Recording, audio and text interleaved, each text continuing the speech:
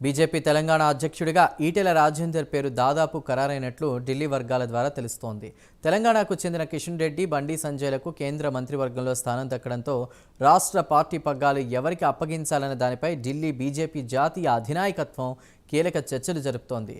ఇక ఇవాళ దీనిపై ఒక క్లారిటీ కూడా వచ్చే అవకాశం ఉంది. ఇప్పటివరకు కిషన్ రెడ్డినే పార్టీ రాష్ట్ర అధ్యక్షుడిగా కొనసాగుతున్నారు. రాష్ట్ర అధ్యక్షుడిగా కొనసాగుతూనే అటు కేంద్ర మంత్రిగాను బాధ్యతలను సమర్థవంతంగా నిర్వహించారు.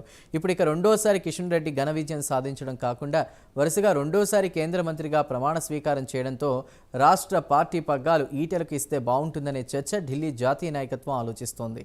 తెలంగాణతో పాటు మరికొన్ని రాష్ట్రాల్లో సైతం అధ్యక్షులను మార్చే అవకాశం ఉన్నట్లు తెలుస్తోంది.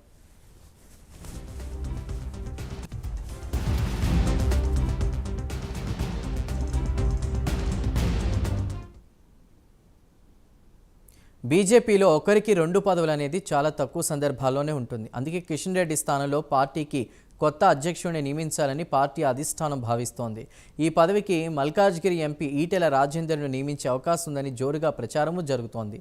కొత్త పేర్లు కూడా పరిశీలించే వీలుందని పలువురు నేతలు విశ్లేషిస్తున్నారు.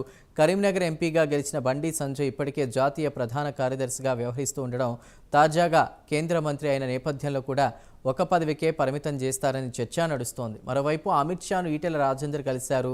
కేంద్ర మంత్రిగా ప్రమాణం చేసిన ఆయనకు శుభాకాంక్షలు తెలిపారు. తాజా పరిణామాల నేపథ్యంలో వీరి భేటీకి అత్యంత ప్రాధాన్యత ఏర్పడింది.